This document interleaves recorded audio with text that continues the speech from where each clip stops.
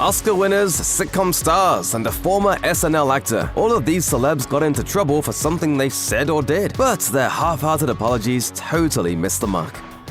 For years, Michael Richards was at the top of his game, playing Kramer on Seinfeld for the entire run of the series. The show made him an international star, and when it went off the air, he returned to his roots and traveled around doing stand-up. Unfortunately, some African-American attendees caught his attention during a gig in LA by talking through his act. He handled this in the worst way possible, relying on tried-and-true stereotypes and overtly racist comments to try and denigrate them. Richards threw the N-word around numerous times, leading many people to walk out of the show. After the incident, Richards appeared on The Late Show with David Letterman via satellite feed, explaining that he went into a rage and said horrible things to some audience members. While he appeared to show remorse and insisted that he wasn't a racist person, his inability to explain why his outburst turned overtly racist fell flat for many, and his reputation never recovered.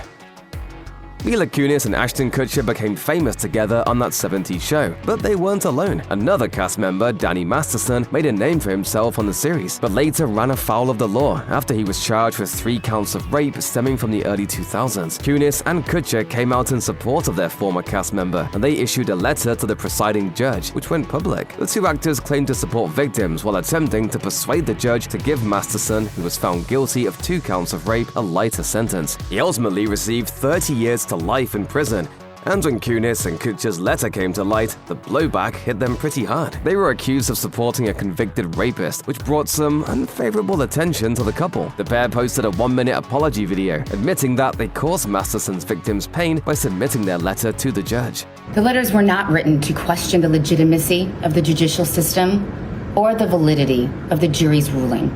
They were intended for the judge to read, and we're sorry. Their video comes off as overly rehearsed, not heartfelt, and meant solely to improve their image.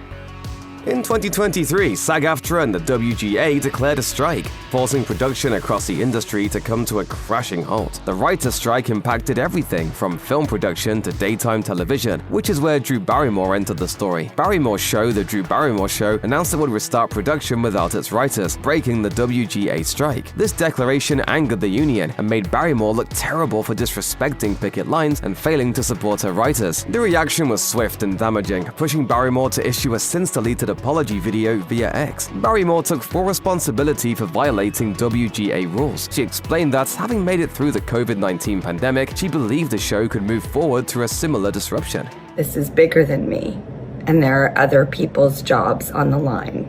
The apology didn't sway many to her side, and Barrymore took on more criticism. She eventually posted on Instagram in a since-deleted message, "I am making the decision to pause the show's premiere until the strike is over." The whole affair cost Barrymore a hosting gig at the National Book Awards, and while she didn't ruin her reputation, it was significantly tarnished. Louis C.K. launched his popular stand-up career in the early 1990s, going on to appear in multiple specials, TV shows, and feature films. But in 2017, C.K. found himself on the wrong side of the Me Too movement. Numerous allegations of sexual misconduct came to light, putting C.K. directly in the spotlight for all the wrong reasons. Unlike others accused of similar misconduct, C.K. admitted to everything alleged against him. He issued an apology statement explaining that the allegations against him were completely true and accurate. While his apology was unusual in that he admitted to everything, it didn't help the situation where his career was concerned. CK lost his publicist, HBO removed all of his comedy specials, and Netflix cancelled another special. FX cut all ties with CK, and for the most part, his career was all but finished. Eventually, CK returned to stand-up and launched an international tour. He also made 2 semi-apologetic comedy specials and continues working to repair his incredibly damaged career and reputation. Kevin Spacey had a long and illustrious career, earning 2 Academy Awards, a Golden Globe, and a Tony Award. He played the lead in many feature films and TV series, but is probably best known these days for starring in Netflix's House of Cards, where he played the unforgiving and power-hungry Frank Underwood. I think America deserves Frank Underwood. And in your heart, you know I'm right. But that series came to an early end when accusations of sexual misconduct against Spacey were made public. Numerous allegations claim that Spacey sexually harassed several actors, including Anthony Rapp, who was only 14 at the time of the alleged incident. The scrutiny of Spacey resulted in the termination of his Netflix contract and the decision to cancel House of Cards after season 6. He apologized while coming out at the same time, but his apology lacked remorse. Soon after, he made a strange Christmas video addressing the allegations in character as Underwood. Ah, yes, I know what you're thinking. Can he be serious? I'm dead serious. The video didn't help him in any way, as it implied that the allegations against him were false. He not only didn't show remorse, but also showed contempt for his accusers. For decades, Ellen DeGeneres cultivated an image of being one of the most likable people on television and hosted the Ellen DeGeneres Show for nearly 20 years. While the series presented DeGeneres as a kind and caring person, claims by staff members that surfaced in 2020 painted a picture of a much more hostile work environment behind the scenes. It came out that several employees were subjected to fear, intimidation, and racism while working on the show. Her staff members didn't accuse DeGeneres directly, but seeing as it was her program, she was ultimately responsible for fostering a toxic workplace. DeGeneres opened her 18th season by apologizing in a monologue at the top of the show, but the apology included several jokes and made light of the situation, which her former employees didn't appreciate. The apology hurt DeGeneres more than the initial accusations. The Ellen DeGeneres Show ended after season 19, and while she explained that the show's ending was a long time coming, few believed it, calling her apology tone-deaf and disingenuous. DeGeneres' career took a significant hit, and she's been largely out of action since ending her show.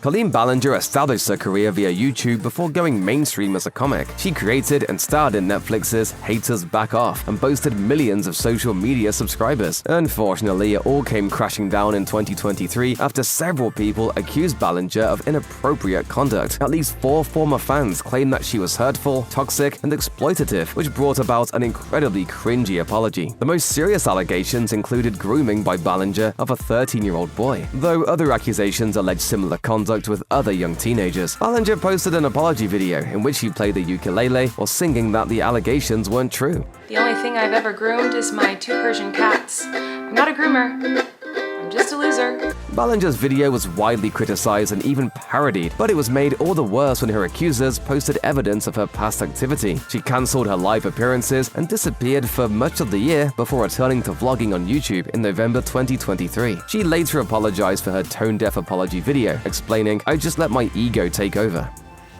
Will Smith dominated the box office for decades, headlining numerous feature films and franchises while also continuing his successful music career. Unfortunately, Smith let his emotions get the best of him while attending the 2022 Academy Awards. During the award show, Smith walked onto the stage and slapped Chris Rock in the face after Rock made a joke about Smith's wife, Jada Pinkett Smith. Soon after the incident, Smith won the Academy Award for Best Actor for his work in King Richard. However, he failed to apologize to Rock during his acceptance speech, while apologizing to the Academy and his peers. This didn't please Rock, the Academy of Motion Picture Arts and Sciences, or the public, so he followed up with a more heartfelt video apology posted a few months after the incident. My behavior was unacceptable. Smith's apology didn't repair the harm done to his career, and he paid for his actions. The Academy banned Smith for 10 years, and his reputation was indelibly marked by his actions. His career took a hit, but he has continued to work in the industry, even though he's ineligible to win another Academy Award for quite some time.